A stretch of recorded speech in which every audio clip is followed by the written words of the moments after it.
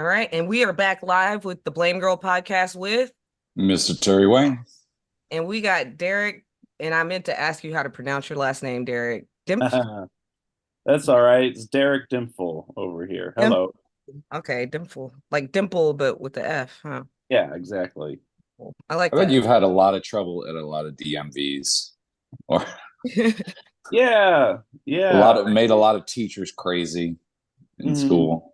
Yeah, well, yeah, my earliest memory of having issues is they misspelled my name on my elementary school diploma. So real tragedy.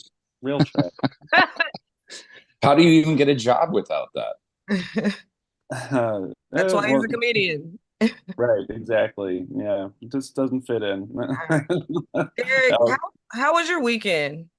Um, My weekend was quite good. I really enjoyed myself. Let's see, on Thursday, a Thursday night, I hosted my show down at Nar Bar on 6th Street, Uh-huh. and there was an unusually large turnout, which was gratifying. The bar was packed the entire time. I think I saw the story on the ATX comedy page, and I was like, wow, it looks very crowded there. Yeah, so the showroom wasn't packed the whole time. That sort of increased and decreased as people were going in and out. But it turned out to be a really good show. And we had a lot of people in there at the end, but we had to wrap it up. And so I just decided, well, it's not so terrible to leave them wanting more. So we gave them some entertainment, but gave them a reason to come back. Yeah. And then also, let's see. Last night I went over to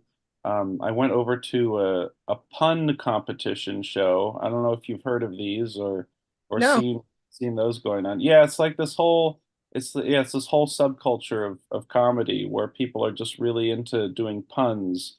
Mm. And so I went and I checked that out because the lady Allison Perry, uh, who hosted and organized that, she wants to have me on the next one because a couple weeks ago I went to one up at Pinballs in Round Rock, which is this arcade, and I'm so familiar.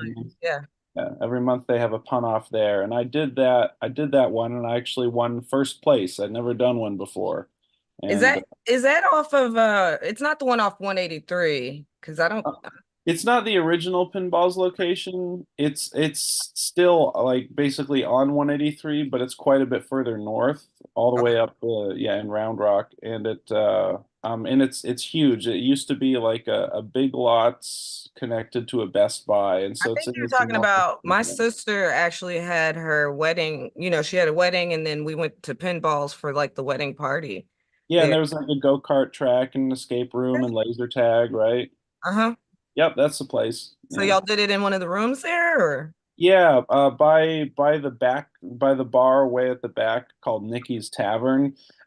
Oh, They have an event room and they hold shows and stuff in there sometimes. I have to check that out. That's so funny that's where we're doing comedy now. Also, the comedy scene there has just exploded. And that it's like this.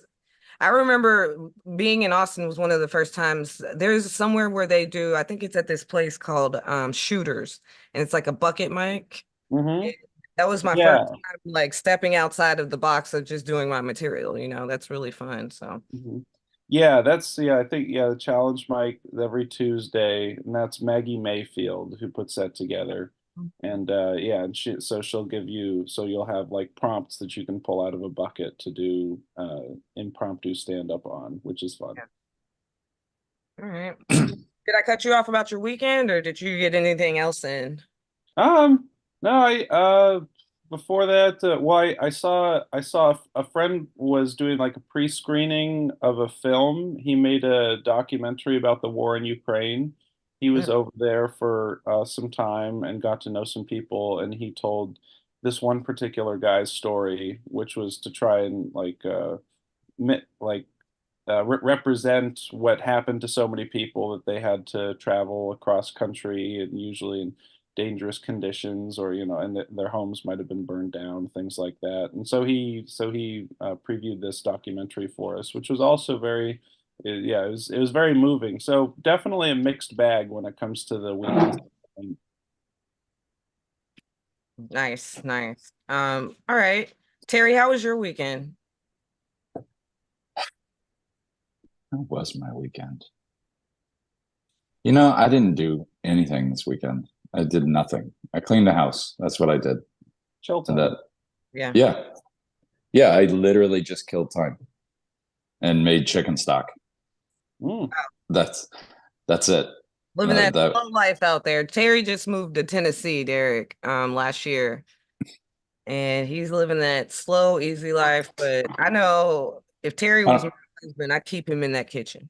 That's all I know. I Glad he was making bet that chicken stuff. stock is delicious. Yes. I it's bet what you it's don't what even makes know. me happy. Well, I'm making chicken pot pie tonight, so that's why I made the chicken stock was to use Nice. in that. Ooh, I bet that's gonna Yeah, be delicious. You making your own crust? of course. Yeah, of course. I don't That's even the know. easiest part. I don't even know why I asked. All right, guys. Are y'all oh, my weekend. Thanks for asking, right? Nobody cares. Yeah, you should. I mean, I've just been It's our hanging longest running joke. out. It is.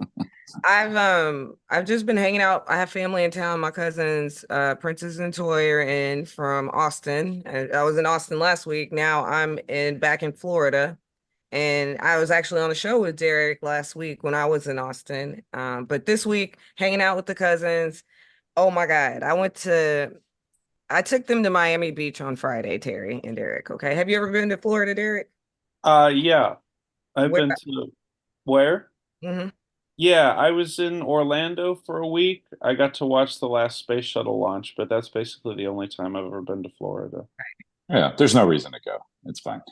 I was on Miami Beach. I took them to Miami Beach and we got trapped in traffic for 2 hours. Come to find out, there was some car club of Ferraris blocking the exit off the island. So obnoxious. Yeah, So they were probably making a TikTok or something.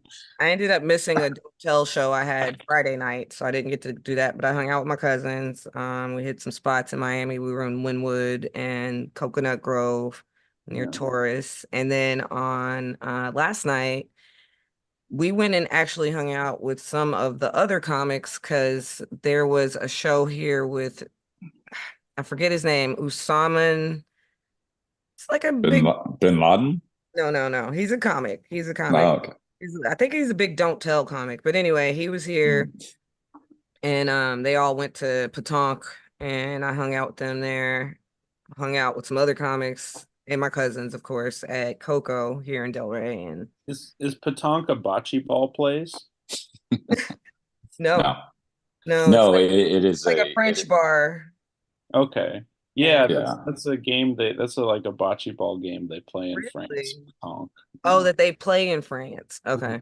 Yeah. Actually, and that's funny because when I get done podcasting, I found out that Petanque it's a French bar and it has another restaurant bar club thing and we're gonna go to that because they have a day party today. So I'm just showing my cousins all the fun and then I have a show tonight, which we'll talk about later. Anyway, I am ready to do some blaming. What about you guys?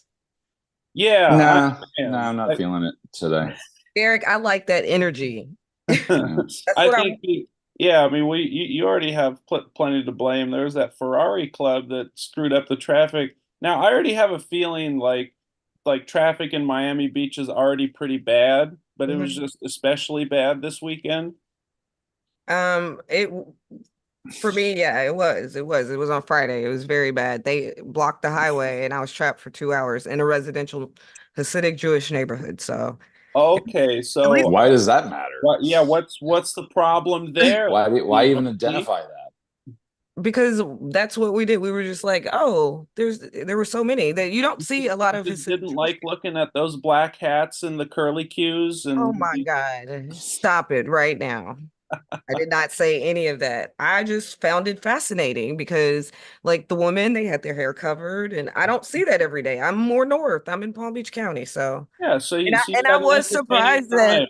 Who's look, to blame? You had a good time people watching. I did, and we almost died a couple of times because they drive very stupid in Miami. But anyway, all right, Yeah. I'm ready to blame y'all.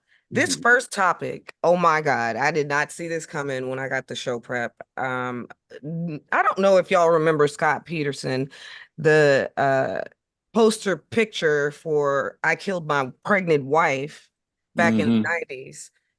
The Innocence Project has taken on his case, y'all. Who's to blame? Did not see that on my bingo card for 2024. I'll say that. Now, who is okay? So the Innocence Project is people who try and get people off of death row. Well, no, the Innocence Project is a longstanding organization that goes and tries to free wrongfully convicted inmates. Yeah, Um, okay. So not just death row, but just anyone who's been wrongfully yeah, convicted. Yeah. yeah. Yeah, Anyone that they I feel think is it's the big pro-life lobby. It's the fetus organ trafficking cartel that has been doing all of this, who's been doing all of this anti-humanitarian work, who's funding the Innocence Project to get this man who killed his pregnant wife out of jail. And we That should picket this.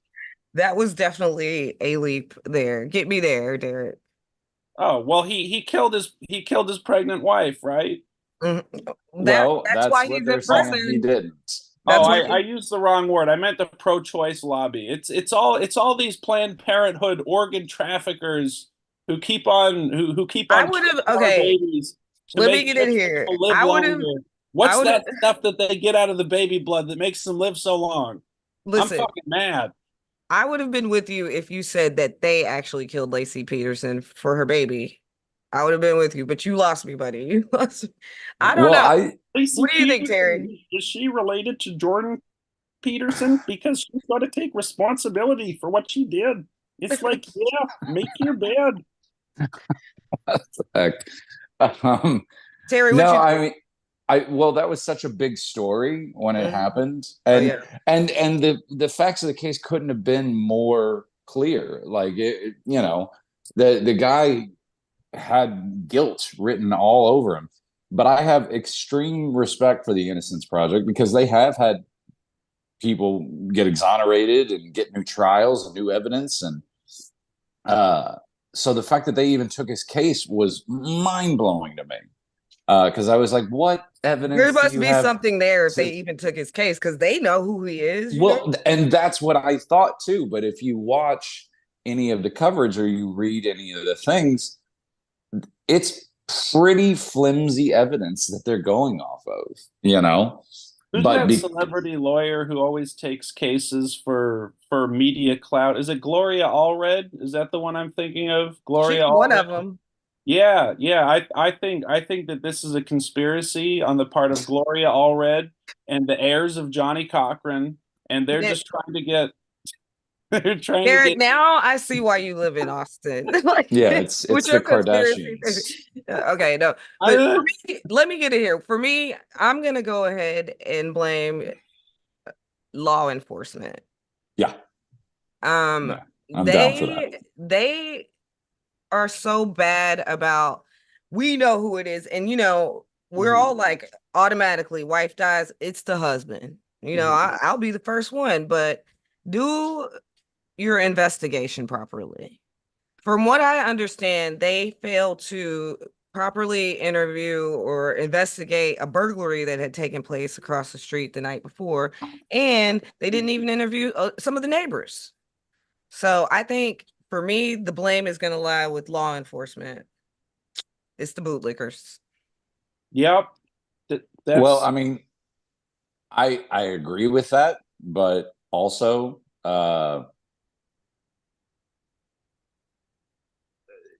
it's because it's just kind of like what you said. They when they make their assumptions, they just make their assumptions, and that's it. Yep. And and once they are dead set on that, it's pretty hard to get them off of it. On Netflix right now is a show called American Horror Story, which is about something just like this, where a girl gets kidnapped, and they fear the worst, obviously. And then they look right at her boyfriend and never let I up. saw that. Yeah. Have you seen that? Yeah, Yeah. like, Yeah. but that is the mindset of modern policing. But And I it's like, still, I still think he's guilty. That I isn't still even think he did it. that's policing from a long time ago. And like, just for me, we've covered Casey Anthony on here, and you Mhm. know how she came out with, but it was shoddy police work. They didn't investigate her dad properly. They didn't invest. They don't. Anyway, they don't. They just are Uh, like, this is who okay, it is. Casey It's Anthony the killed black her daughter. person. It's the husband. It's this, and that's Uh, who they're gonna convict. And then end of story. So Look, Casey Anthony So killed I her daughter with understand, neglect. That's what just she so I did. understand you right, Giovanni, you're saying that it's law enforcement who are responsible for the Innocence Project taking on this guy's case because law enforcement didn't do the job properly, and the yep. Innocence Project feels the need to dig this up after 30 years, in spite of the fact that he looks guilty as hell. Yeah, law enforcement's the whole reason the Innocence Project's even a thing, because they don't do their work at the beginning of the case.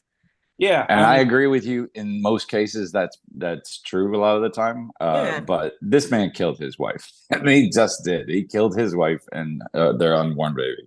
but you know what? Why not pile on? Why not blame the police for more? Because that's an easy card to play. I mean, the firefighters sure as hell Oh, didn't pick hold up. my beer. I will.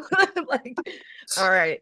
I don't know if I'll blame them for this topic, but guys, I don't know if you know this. The US landed on the moon again by way of a private corporation. And Wait, I wait, think, we're not done with this Innocence Project thing. Are you going to tell me that this woman killed her child? Yep, Are you going to tell me that I'm not saying that. I'm this I saying man? maybe am. her dad I, did. I'm saying it. I'm Oh saying Her wait, it. dad did. what is this picture of? Is this Casey Anthony or Tony Hinchcliffe? We may never know. Are you going to tell me? Are you going to tell me that Wait, this woman killed her child? wait, now I'm confused. Did she go on Kill Tony? No. No, No, no. Oh, okay, okay. These were All handed right. out outside of All right. Kill Tony 500. Derek, you just ruined my transition, but it's okay. No, It's no, okay. I didn't ruin I'm your I'm pretty transition. famous for my Hey, I've transition. seen a no, her ruined transition transition sucked. Don't worry. before, and that You didn't ruin transition was anything. not ruined. All right, They can only be improved. Okay, so we're doing space news now. we're moving on to the US landing on the moon again by way of a private corporation, Mhm. and no one even cares. Is this Nope, space barely news? made the news. Who's to blame? Why didn't this make the news, guys? Wait a minute. So which corporation is doing the landing? Is it SpaceX? No, No, Okay, is it Blue Origin? Which I one is? forgot the name of it. It's one out of Houston, though. Huh. it's not Blue Origin. Okay, so it's not Bezos. It's not Musk. It's not. No, Mm-mm. You think Steve Jobs is coming back from the dead and he's like, I'm getting in. I'm getting into the space game. no. This. Steve Jobs is just dead. Does Bill Gates He's have a space corporation? no, but he should. You know, he can send vaccines to Mars. I Yeah. think that if it was any of those people, maybe we would have cared a little bit more, but we didn't. It barely made the news. I didn't even know about it till I saw the show prep, but like with the Scott Peterson thing too. Mhm. I think I don't know why no one cares. It's just So are we blaming are we trying to figure out who's to blame for why nobody cares, or are we that's trying to right. figure, okay, Yeah, why? Yeah, I mean, I think apathy, people are really filling out their Israel Palestine brackets right now. There's a lot of focus on the Do World not War get us II started, poll. okay, yeah. sir? No, no, I'm not bringing it. I'm just mentioning it. It's just that we don't need to go off on a whole tangent about it. But It's the Blame I'll Girl co-sign podcast. You on don't even know. it. Yeah. But well, who? Okay, so we don't even know who it is that's doing this. But I don't think it's necessarily a bad thing that a private corporation would be being contracted to the U.S. government to get to the moon, because we all know how inefficient the government is in doing anything anyhow. So Yeah. we might as well subcontract expensive projects like that to people who are going to do it better. Well, the only concern I have there is like if you ask me who's to blame, corporations, capitalism, that's going to be one of them. We don't need private companies exploiting the moon now. But with I that think that said, this I'll say this. I found this interesting. They said that it was hard. Like they're having technical difficulties with the communication and stuff like that, and it's hard to um work on the moon. But what I'm wondering is like, if it's still hard today, did we really land on the moon, y'all? Oh yeah, absolutely. I'm Did we 100% really land behind. people on the moon? And how did they get off? That's You what know, this made I me think think about. I think the real question is this company going to have a real challenger of a time getting up there? And I think, Okay. yeah, uh, Okay. Too soon. No. it's going to be Oh, quite too difficult. soon. It was Oh 4 years ago. yeah, 38 years ago. I don't fucking yeah. Intuitive Machines, by the way, is the company that built and flew the orbiter to the moon. Okay. Okay. And Thank you so for that looking it up, they've Derek. already launched it to the moon. It's already en It's route. it landed this past week, and It nobody landed. cared. It barely even made the news. It's the It's the first first time. private. It's the first private company to land on the surface of the moon, and it's the first time that the U.S. has done it in 50 years, and nobody gives a shit. And I'll tell you who I blame. It's Donald Trump because he made everybody care about politics way too much to the point where we're putting things on the moon. And everybody's like, yeah, but what's Trump doing this week? Like, how's the trials? Oh, he's pandering to black people or trying to. This I can't believe we're not talking about that. But anyway, The um I sneakers thing was I, amazing. I think you know why I think no one cares? Why is that? Because we can't fucking pay rent. We can't buy groceries. You know, like we have Yeah, that's other a shit. valid reason. We have other shit to care about, and capitalism is just Americans are suffering. We're having a really hard time just filling our tanks with gas. Now, how am I supposed to buy a new pair of Jordans if I can't even fill my Hummer? That's not bad. That's not a bad that's really impersonation. good. Thank Yeah. you very much. It's a huge project of mine working on this voice. Uh, now Hmm. I think it could be Donald Trump. It could be the fact that we're all struggling financially. It could also be the fact that so many people just don't believe we landed on the moon in the first place. It's become a very I wouldn't say popular so many opinion. people. Oh, are you kidding me? There's one in Giovanni was three saying, here. like, Like, we never, yeah, did we ever get there? Did we ever get there? It's like, well, now I'm biased because my late father, rest his soul, was a rocket scientist and I could tell. was involved in projects with NASA and things like that. But I think I think it's one of the most hilarious things that I've been hearing about. Like we didn't land on the moon for 20 years at this point, and I just can't stand it because yeah, but it's not as if like we really accomplished a lot of scientific research, but we were there to just like dick down the Russians, say like, hey, stay in your spot. Now, what I want to My know, thing is like, how did they get back? What do you yeah, mean? How did they get well, back? because the moon's gravity is a lot less intense than Earth's gravity, so you had to keep a lot less fuel with you for the return journey than to get out to the moon in the first place. You need a Oh, big okay. Well, rocket. not to mention there is no Hey, rocket resistance. scientists. There's no resistance in space. So literally, if Exactly. I just push The you moon in a doesn't have an direction, atmosphere. Yeah. And then they yeah, turn well, then but they The can moon direct still it back has to the earth. So the okay. moon still has well, a if I just push gravitational you, pull. Yeah. if I just gently push you in a direction in space, you're never going to slow down. You're never going to speed up. You're That's just going to right. go in Yes, that I remember direction for now. Because when eternity they until when you hit they something. when you True. couldn't walk, you'd be like, If I push you up a little bit off the surface of the moon, you're not just going to float off the moon unless you're pushed fast Well, enough. no, what I'm saying, once you get out of the moon's gravitational field and you're in quote unquote outer space, then there's no resistance for anything. So you don't need fuel to go back and forth like that. I'm Yes, you answering do. her question. You do need fuel to get off of the surface of the moon because Well, of while course. while the moon has a gravitational coefficient, it's extremely weak. So you yeah. just need a little bit. You just need a little bit of fuel to get off the moon, and then you can just continue heading towards the Earth and make sure you land in the ocean. Because Yeah. Yeah. somewhere else would not be so Well, good. she asked how did they get back? The same way they got there. Yeah. you know, Yeah, you're Because it right. essentially. takes so Now, much what I power. want They're to on that know. big no, wait. When they are here, they're on that big old thing with all the gas that comes out. Mhm. That's not on the fucking moon. So that's why Yeah, I'm asking, that's how do true. they get back? That's Yeah, not have you seen the lunar lander? no. Maybe I I, don't I know. have. Yeah. But it's in the Smithsonian, and there have been Mhm. a number of different lunar landers. But when they land on the moon, it's in a capsule, and it's got Mhm. legs to stand upright, and they have a rocket engine at the bottom of it, and they So have wait, fuel.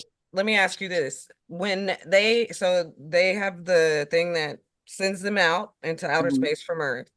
Are you Yeah. telling me that another pod comes off once they get into space?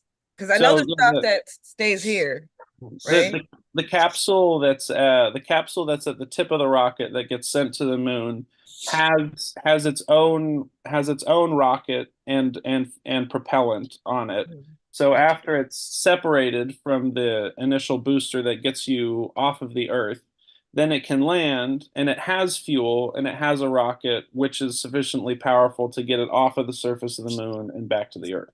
Okay. All right. I'm going to answer this question for you a lot simpler. Just go watch Apollo 13. All right. That's all the basic I've seen information. Apollo 13. Then you should know this. Watch it Yeah. again. I Watch it again. haven't seen it in like 20 years for when Okay. it Well, first came out. watch it again for educational Okay, purposes. I might But not be why able does to no one watch it. care? Why does no one care anymore? That's what we're on. And you're saying it's because everybody's broke. Yeah.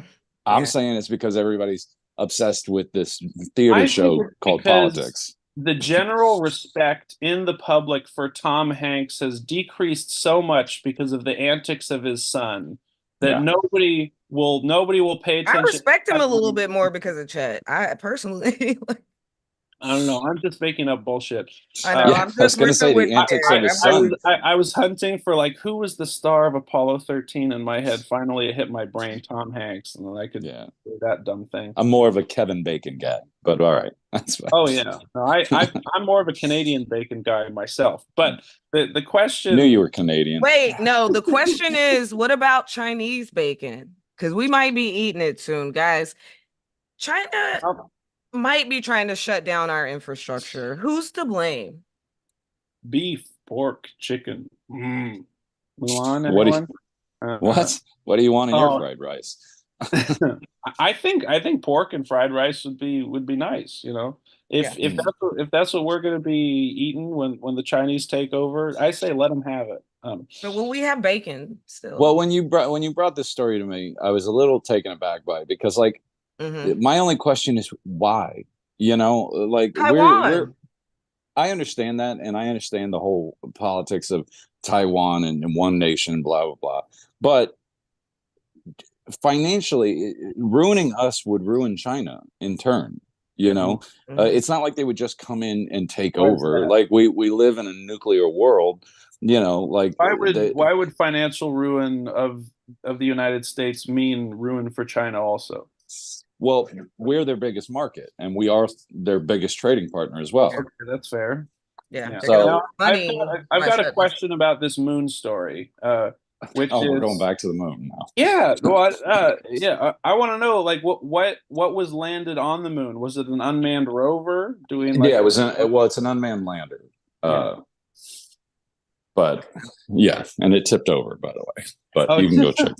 Yeah, feel well, free to hey, Google that. I haven't personally, I haven't been super impressed by all of the efforts on the part of private industry to do space missions and stuff, despite what Hmm. I said earlier, which was just funny bullshit.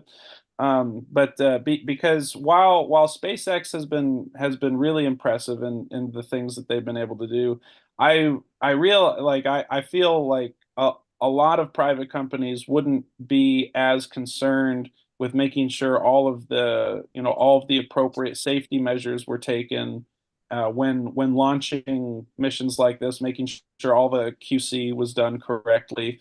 And an example of that is one of the earliest space flights that was done privately with Virgin Atlantic. The first time they got out of the atmosphere, they blew up in a giant fireball, Yeah. and it was pretty irresponsible on their part. But so the idea is like they put a lander on the moon and they're just like exploring and going to like staking out maybe a spot for a base or something. I feel like Well, wait, no, we made the mistake of bringing up space with a rocket scientist's son. We can't get off that. I want to move forward to China Okay. trying to shut yeah, down not to our mention the whole point of that article was that nobody cared that we landed on the moon. So. But guess But what? Derek The cares. world will Derek know cares. more now because of us. Yeah. Right, right. All right. Or will they? Because will our infrastructure be shut down? Okay, so let's go back to China. What were we? Oh, yeah. Oh, yes. Back to China, please. What do you think about them trying to shut down our infrastructure? The rumor on the street is that hackers are trying to shut down our water plants, our power plants, and transportation. And I mean, I feel like they could if they wanted to. Okay, so computer hackers from China are Yes. making efforts to disrupt our Yeah. power, water, public transportation, And it's things like reached that. a Yes, feverish pitch, if you will. especially the power, especially our power grids, which are supposed to be. They have such redundancies to prevent any wide scale blackouts and whatnot. But the FBI director says that cyber attacks right now are at unprecedented levels and they're stemming from China. Okay, Yeah.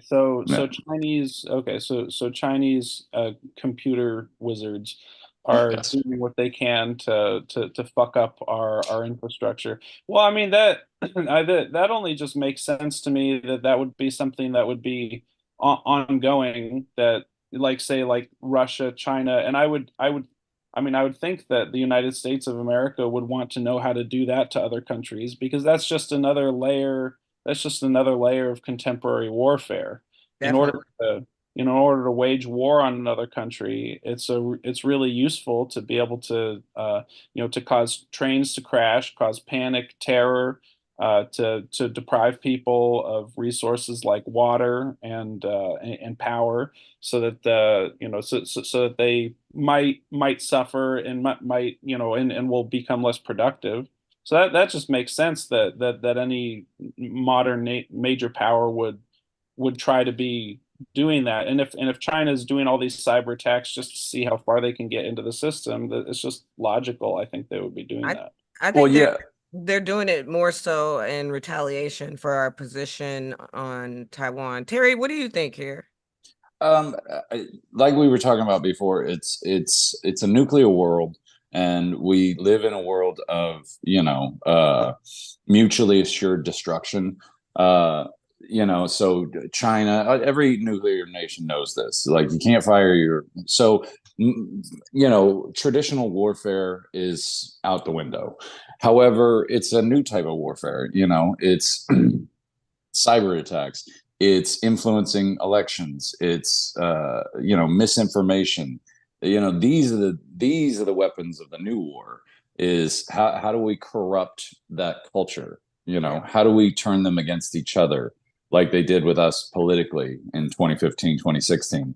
How do we divide the people? How do we tear down their infrastructure? And it's going to lead, here's the thing, it's going to lead to traditional warfare again, because the more they try to attack our infrastructure, the more they do these cyber attacks, the more they do these political attacks and misinformation campaigns. um, it's going to have to lead back to traditional warfare, because it's not I something we can just sit around and take. Have y'all seen Leave the World Behind? Because that's No. exactly what that's exactly kind of what happens there. It starts with the infrastructure, and then once that's all shut down, you're back to like this primitive type of nature. And Yeah, yeah, the violence is right behind. once you have all of your sophisticated facets and frills of society stripped away, Yep. then yeah, then I think you are right that will lead to that will lead to more physical combat. It will Um, have to, because you can't just take it. You can't just allow that to keep happening you and think All China right. slowly. wants a war? I'm gonna Mm. tell you where that's happening mostly, and that is in comedy. They are battling it out in comedy lately. We Every week we got a new couple of comedians or comedians that are in trouble. Now this week, Donnell Rawlings, him and Corey Holcomb got into some beef at the Laugh Factory, y'all. Who's to blame? Well, Donnell is known for getting into is known for getting into shit. How yeah, he got, what was it? Yeah, Alomine roasted him real good at Kill Tony, and he lost he lost his cool and stormed off the stage. I remember, Mm. Yeah, I heard about that. but this is entertainment. It's a lot less significant than, say, like Chinese hackers trying to, trying to blow up trains and Yeah. and screw up water supplies. It was Um, just my transition. I know it's a lot yeah, less serious. maybe, but maybe Donnell is maybe Donnell is trying to increase his press by causing beef. Yeah, it seems like that definitely works. But Corey Holcomb kind of came at him and he called Donnell mid. And then Donnell started, yeah. You gonna call me mid, motherfucker? Yeah. And then, I mean, like from what I understand, the crowd didn't appreciate what Corey Holcomb was saying about Donnell. They kind of booed him. What do you think here, Terry? Look, who's to blame? Both of them. Both of them are to blame. And because not only are you comedians, but you're grown men. Like Exactly. you can't have a disagreement with somebody, or you can't let a comment slide off your back. Like, Yeah, come you're on, gonna get so like upset over some words. Yeah. exactly. But then Make if you black. tell it, No. Mm-mm. You can't but let if nobody you just tell a call you joke, mid like to your yeah, face it like doesn't that and matter. not say Yeah, you nothing. can actually. Yeah, Oh, you yeah, can. yeah, You can. absolutely you can, especially if the crowd is on your side. Donnell, in terms of like retaining his reputation, and particularly because, like, it compared to the name Donnell Rawlings, who the hell is sort of Corey Holcomb, you know? I mean, his last name is synonymous with malarkey anyhow. But uh But but he's right because like you're going up against Ashy Larry here, and you have clout. Everybody knows you're so tight with Chappelle, and you only lose in that situation. There is no winning for you. Mm-mm. If you Not got a in front of problem, black folks. I'm just telling y'all, you can't let that shit slide. If Corey Holcomb was there, that was a black crowd. I'll just say that. yeah. But yeah, you can't let. But that's the thing. It's these comedians that want to be talking shit to people that ain't on the stage and make them a part of the show. And then when someone comes back at them and like ruins their set, like that's their fucking fault for doing that. I'm sorry, it is. If you're gonna be in that type of space and market with your comedy, then just get ready for shit like this to always happen. It's going to be a crowd member. You're going after a comedian because, with comedians, we know you don't interrupt another comic set or you're not supposed to, right? So it's not Well, like Donnell went at him. He went at Donnell from the stage and then Donnell came at him. So and then Donnell was on next. I think Donnell was on before Corey. Corey. Okay, and then Corey started. Yeah, well, I think that still that further causes, that further shows that what Corey was doing was petty, and it Mhm. was petty because Donnell wouldn't have a chance to reply publicly. So if Donnell wasn't as hot-headed as he is, Yeah. and just let Corey talk shit and just make himself, he would just be making himself look bad. Now I actually find it, I in a serious note, I usually find it like really juvenile and just and really unimpressive when comedians are trying to talk shit about each other in the comedy club.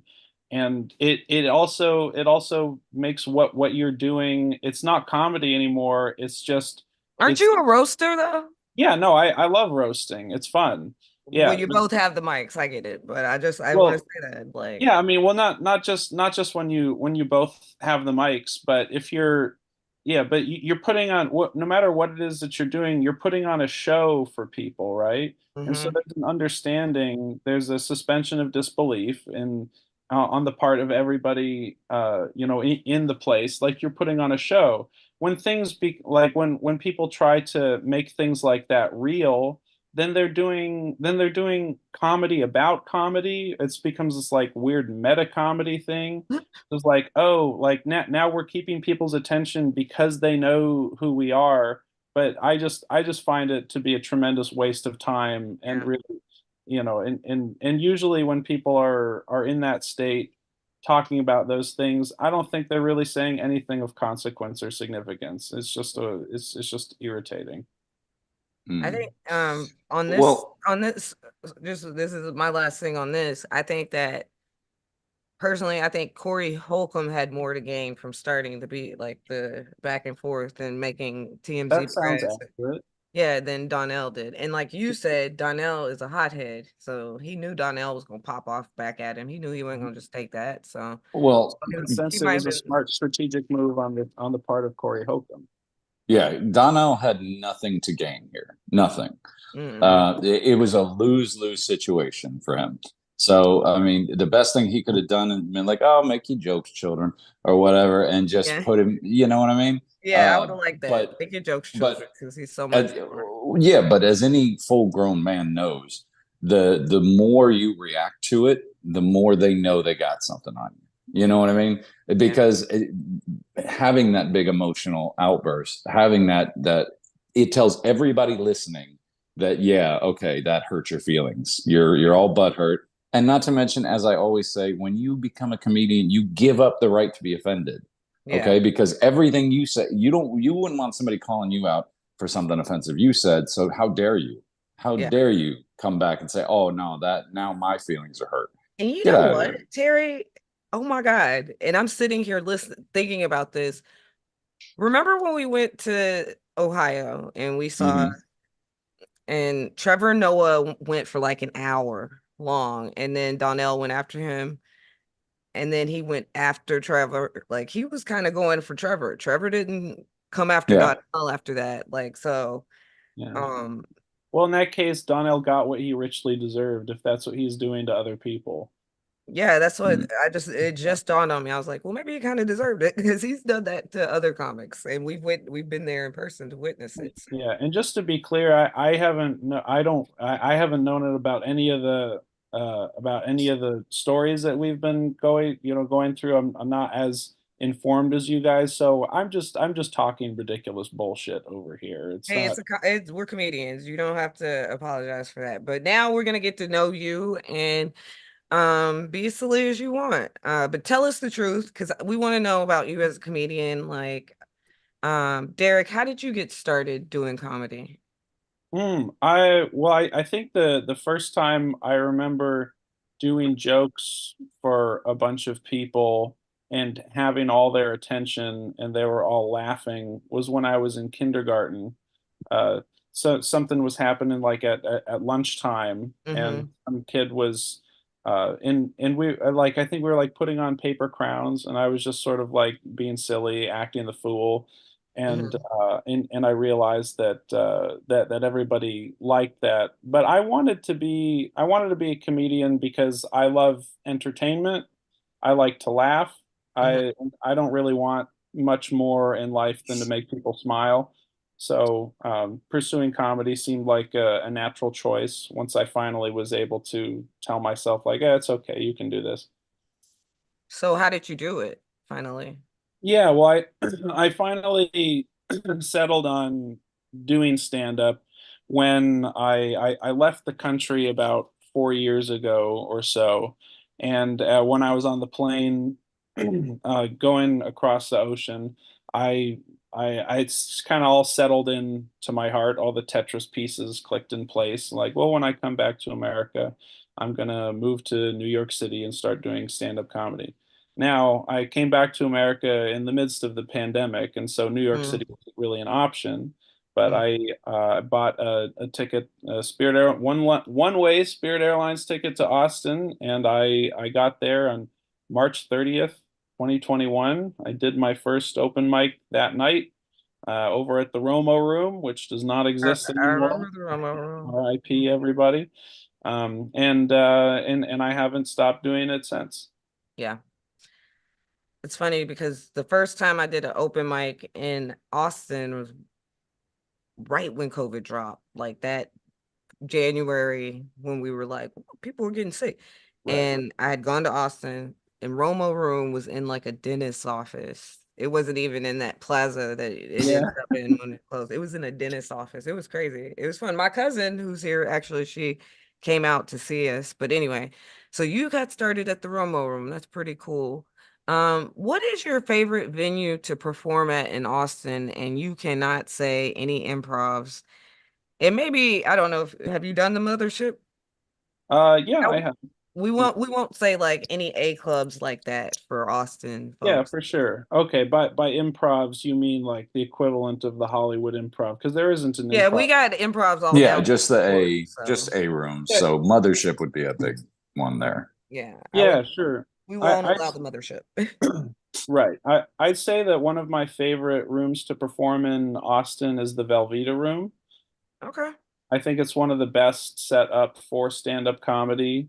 Um, and it's always been a delight going there. And I've only ever done the open mic. I haven't been in any shows there. Mhm. But yeah, the Velveeta room is a lot of fun. I've done a couple things at the Fallout Theater, which were a lot of fun. And yeah, you confused me at first when you said improvs. I thought you were saying it's like, oh, improv theaters. Well, usually does improv shows, but they do stand up. No, no, we don't mean that. We mean like the brand, the improv. Yeah. And we only Yeah. say that because we do interview a lot of Florida comedians, and we've got three of them, or we had three of them. There's two now.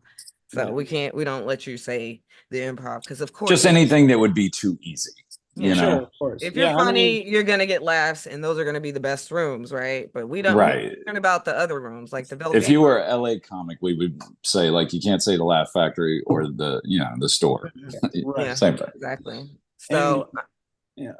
what has your comedy taken you traveling like outside of Austin yet? Yeah. Have Yeah, you not only have you I just said done you said Orlando earlier, right? Well, for no, this that was for the long launch. before. Yeah, Oh that yeah, was that's long right. before I started doing. Yeah, but well, to go back to the last question again, quickly, I really enjoyed performing at the Mothership too. I've only had two appearances there. Hmm.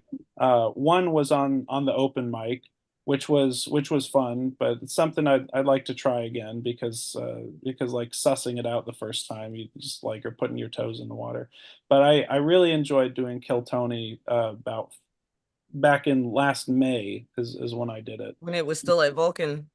No, no, that was still no that was at the Mothership at that point. They've Oh, been at okay. the Mothership for a few months, yeah. And Okay. just the energy, the energy and the electricity in that room while the show is going on yeah, it's difficult to describe. I felt sort of like I was buzzing when I left the building. I'm Yeah. so jealous, God. I just I've tried to do the open mic and kill Tony, but I never get picked. So maybe one day I'll just Yeah, keep trying every time I can. one All day. right. What But travels? you asked if comedy had taken me out of Austin. Yeah, travels. Yeah, I've done a lot of different shows in the sort of surrounding towns around Austin, like Taylor, Temple, Rockdale, Yeah. uh, Martindale, places like that nearby. But recently I opened up for Aaron Belial while he was on his U.S. comedy tour, going through Texas. I got to open up for him at Hyenas Dallas, which was fantastic. It was one of my favorite shows I ever did. Also in San Antonio and in Waco, that was a very fun show too. And I did one out in Houston and Pasadena and Houston. Yeah. Um, Additionally, when I went to visit my dad back in Thanksgiving, I was able to do one show while I was there, but as you could probably guess, the Kauai comedy scene is not popping, you know. That was fun to be able to perform in front of my father. The what comedy scene? Kauai? Hawaii. Yeah, yeah. He lived on Hawaii. Yeah. Mm. There, Um, no scene out there, huh? Absolutely not. Yeah, Honolulu is the only place where you could do or where you can do any kind of comedy. Although there's some rooms on the Big Island, I hear. Yeah, some regular Hmm. shows.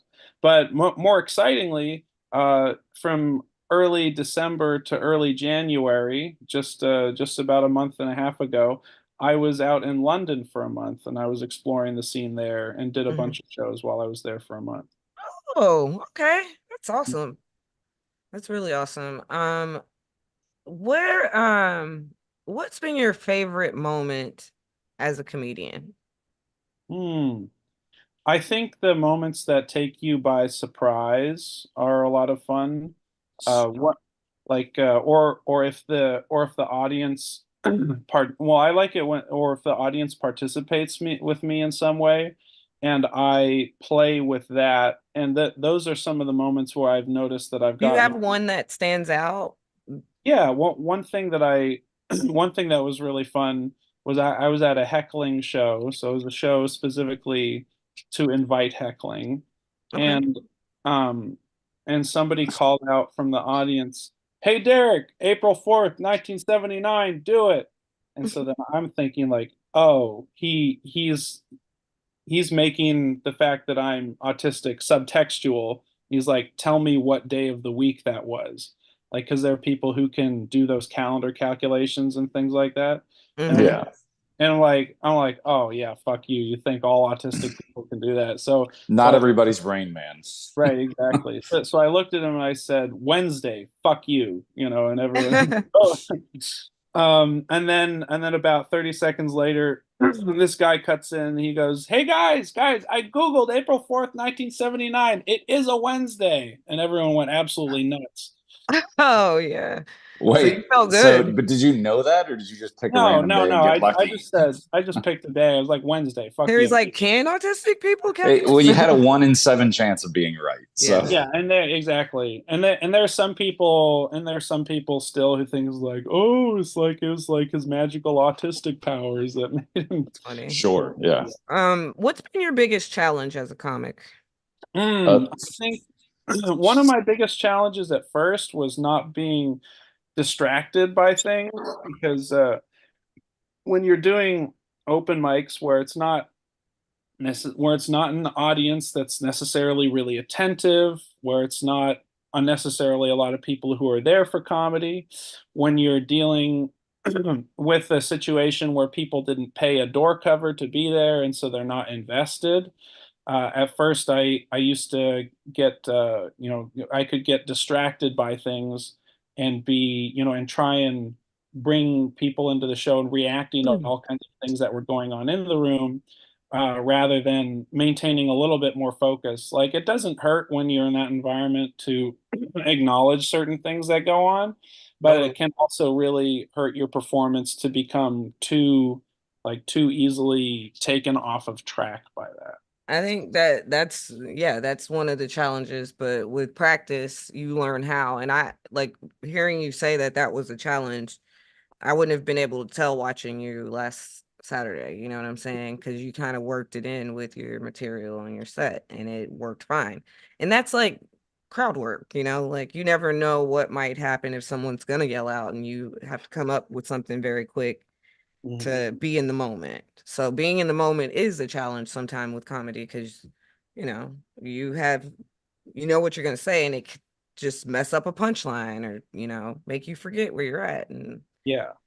so And I then get that. and on the other side of that same coin, like being being very scripted or sort of like having say like a 5 minute script of Yeah. these are the things that I'm going to say was also a challenge, not only because I found that like, well, if what I'm saying is coming off of a script, then it can't acknowledge whatever like that model of doing comedy refuses to acknowledge excuse me, as you were saying, what happens in the moment.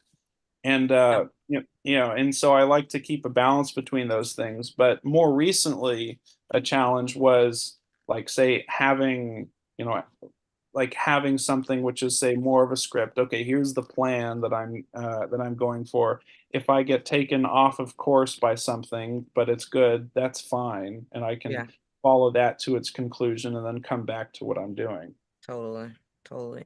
And I think it's always like whenever I go to a new venue, I like to like talk about the venue. It's good to just stay in the moment and be in the moment with them a little bit before you go off on your own. Yeah, I was on this one stage that had like these satin curtains in the backdrop, and it's like all lit with red lights, and I called it Hugh Hefner's living room, which was, yeah, I like to Sure, you make a got lot some of, pops from yeah, that. Yeah. Yeah. All right. So tell us a little bit about yourself, like where you're from. Because you got us from coming back from Europe to Austin, but where you from? Do you have a day job? Your family? You married? Do you have any other projects like podcasts or any of your own or anything like that you want to share? Hmm. Well, I'm originally from Massachusetts. I was born just outside of Boston, and I grew up in Concord, in the beautiful towns of New England. It's yeah, small town New England to me is very gorgeous and idyllic, and that was a very nice place to spend the first years of life. Um, Now, where am I from? What were the others? Because there were like six Do questions you in have a there. day job? Do you have family? Any Yeah, other projects? at the moment, I don't have a day job.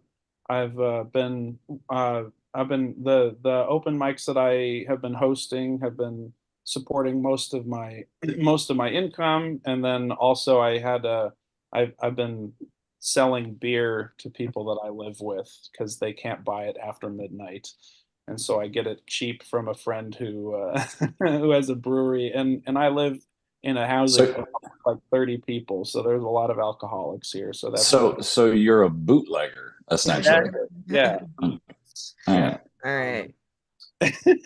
That's all right. That's how the Kennedys made their money. It's fine. yeah, exactly. It's a respectable and storied American tradition. There you go. You got any other projects or podcasts or anything? Yeah, well, there's a podcast that I record on an audio basis and post every now and again that I don't take too seriously. It was something that Yeah. I mostly did because I just, yeah, because it is easy to do, and it's like, oh, it's fun. It's, Why not? Yeah. chicken giggles, yeah. Yeah, but if you put my name into Spotify, you'll find it. And there are a few different iterations of that. Um, yeah, do I have other projects? Well, I thought about trying to get a show started, which was sort of like a Whose Line Is It Anyway clone called Thanks for Playing. Hmm. Um, I didn't wind up doing that, but I still think it would be fun to do. Um, let's see, do I have other projects? Yeah. Well, yeah, I mean, I've had a lot of different day jobs here in Austin, and I might get another one soon. I've been thinking about doing paralegal work. Um, Hmm. I think that my mind is pretty well suited for that kind of thing. And Yeah, I'm a paralegal. okay, cool. Yeah, I Yeah. like that. And oh, did you know that Connor Broyles, who was also on the Mike Hudak show, he's a paralegal? I feel like I did talk to him about that for some reason. I Yeah. I think it would also be fun to do some kind of writing work. I've been doing a lot of writing for a local magazine called the Sidecar Junkaroo, and that's been Hmm. very rewarding to to write things. They like it. They put it in print. Um, yeah, but yeah. Any other aspects of that question I haven't covered? No, you got the question. It is now time to play the blame game. Oh, heck yeah. All right. So, Derek, you are a self-identified roaster. Who's to blame? Why do you self-identify as a roaster? Do you like Well, it? well, first off, am I a self-identified roaster? I mean, uh, I say that because it's on your Instagram profile. yeah, no, Yeah. I put it on my Instagram. I only put it on my Instagram after I started roasting people, and they're like, "Whoa, you're a roaster." And I'm like, "Okay, great." Okay, okay. Well, I give the credit to others for first providing me that moniker. All I right. would never, yeah, I would never like to be someone of whom it said, well, Derek Dimpfl, what has been said of him that he hasn't already said himself?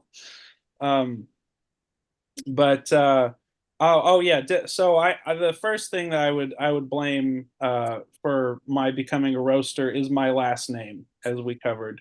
It's not a last name that lends itself to not being teased. I mean, yeah, They're gonna come for you. Yes, I got you. well, yeah, yeah, dimple, pimple, nipple. I mean, so many things that people have called me just on the basis of having an unfortunate hillbilly German last name coming from the boondocks of Bavaria, where they don't know how to pronounce vowels. They only know how to do consonants. This is a six-letter last name. There's one vowel in there. That's some bullshit right there. Yeah. Okay. Um, So Yeah. you blame the name. You had Yeah. to learn how to be quick and come back. I like that. That makes sense. I Um, blame my last name. I blame the other kids who were little shits to grow up with. yeah.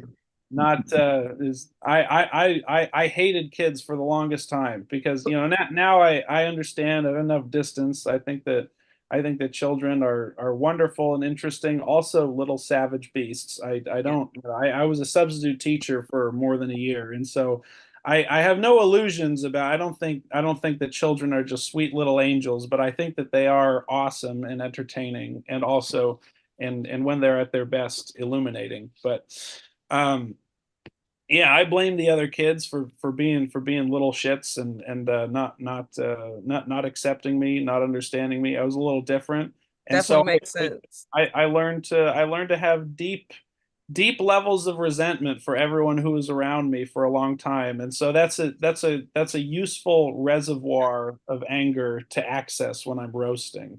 I like it. I like it. I just asked because I'm not.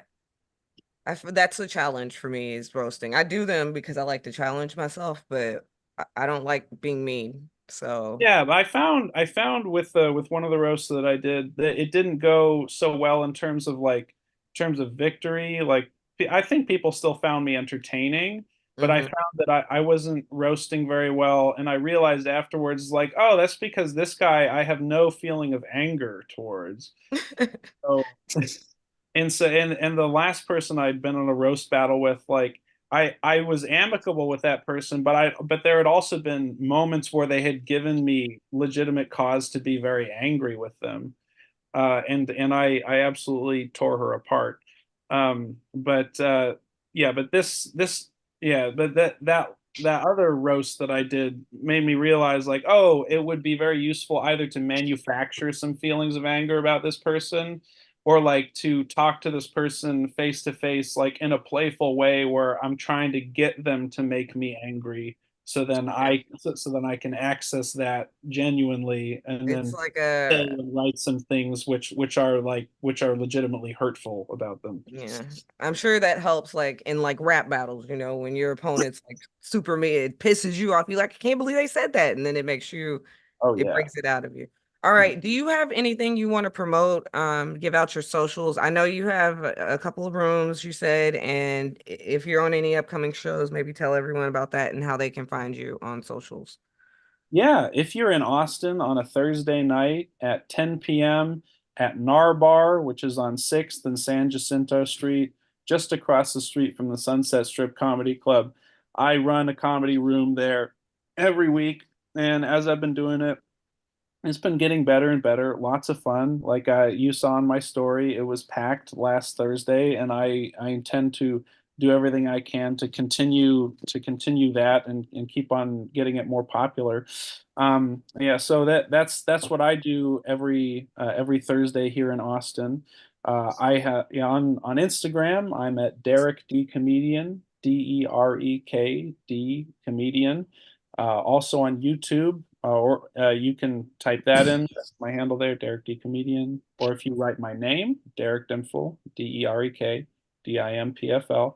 I just passed the 500 subscriber mark, so I'm on my way to 1,000 and doing full monetization, and so that's looking very encouraging right now. I am the same thing also on TikTok, which I haven't touched for a little bit. Yeah, but I'm on TikTok and I don't know whatever the hell else I'm. Yeah, but mostly TikTok, Instagram, and YouTube. Those are the big three for me right now. Yeah. All right. All right. I guess that brings us to Terry Wayne's words for white people. What you got this week, Terry? This week we're going right at the honkies because there's a real problem that I think is affecting the whites. So the word for this week is it's words, but it's booster rockets, and we'll get it back around to it. But I feel like there's a lot of pressure, especially now in social media era, for everyone to they have to accomplish, they have to have so many followers, they have to do Oh this, yeah. they have to do that. There's a lot of pressure. It's a lot of pressure to put on yourself. It's a lot of pressure to put on the people around you, and the way that your perception of them. automatically, if somebody says, "Oh yeah, I got 500,000 followers on such and such platform," you start looking at that person different, as if it changed them at all, and it doesn't. Success can bring out the worst in people, but it can also teach you lessons. It can humble you. It can bring you back down.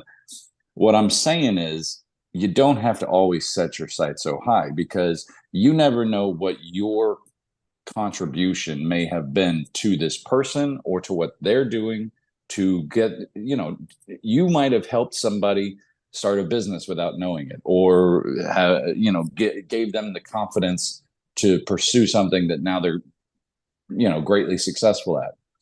You never know what your influence has been on them. They might come back to you years later and say, it was only because you said this and this that made me think that I could go do this.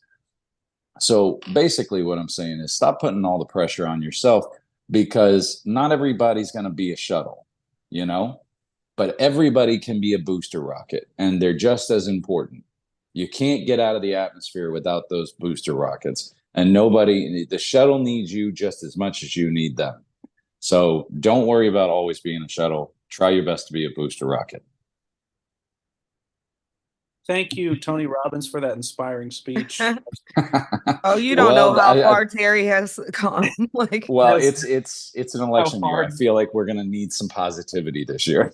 So, Oh, for sure. I agree with a lot of what you said, and I like the sentiment about, particularly what impacted me, as you said, like if somebody will say, like, they have this kind of success on social media, you might start looking at them differently.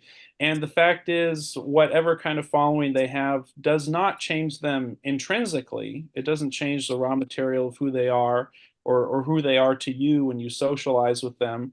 Although I think there's a level to which realizing that if someone has achieved a kind of success, particularly a kind and level of success that you also desire, it does make sense that you would look at them a little bit differently, in terms of being curious. For myself, like being curious about what it is that they're doing, what it is that they have going on, what it is, what also, like, what kind of administrative and organizational things that they put into their calendar, which allowed them to achieve and maintain that kind of success.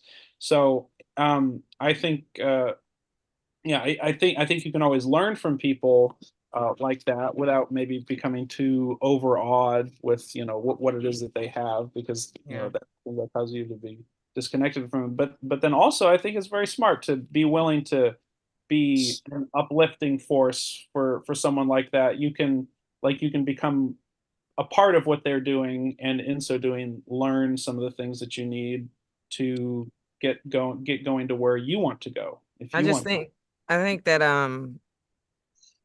the reason people put so much of an emphasis on that is because followers equal money now. So if yeah. you have 500,000 followers, you're going to be able to just make money on making content, and that's why people. But it's like, yeah, look Yeah, up but to. what kind of legacy is that?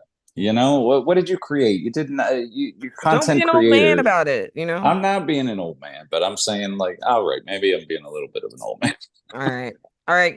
Terry, you got anything you want to plug? Just the book. It's on Amazon. You can buy your copy today. Unclaimed Ashes. I want your money. Give me some of it. All right. And All right, I and now the 180 from Terry. It's like, got Hmm. no Yeah. matter what kind of success they have, also buy the Oh, book. hey. I used to be a very negative comedian. Like you were talking about, like, oh, I hate when a heckler interrupts me. I was like, oh, I lived for that. That was my favorite. Let me destroy this person. And yeah. because once they heckle, the joke's ruined anyway. So let's dig a diamond out of this pile of shit. That's the Yeah. way I look at it. Yeah, I like that. Yeah. Yeah. All right. So I actually have tonight, I'm at Red Light in West Palm Beach See them speaking, titties. and it's a Black History show, I think. And Is then it all black strippers tonight? Is that what it is? yeah, and then tomorrow I'm doing the Master Debaters at the 14 North Dania. I'll be telling you who's to blame. And on Wednesday, I'll be at I'll be in Wynwood at the Comedy Racket, I think is the name of it. And you know where to find me in case you want to join. All right, guys, I want to thank you. I'm not going to stay on too much longer because my cousins are here. I'm going to go spend time with them. But Derek, I really appreciate you doing the podcast, and hopefully we can link up next time I come to Austin. I'll try to make it out to Narbar if I'm there on a Thursday. And Terry, good to see you. And until Mhm. next week, guys, Absolutely. Thank you for having me. I really appreciate it. This has been a lot of fun. I'm glad you had fun. Thank you for doing it. All right. Bye, guys.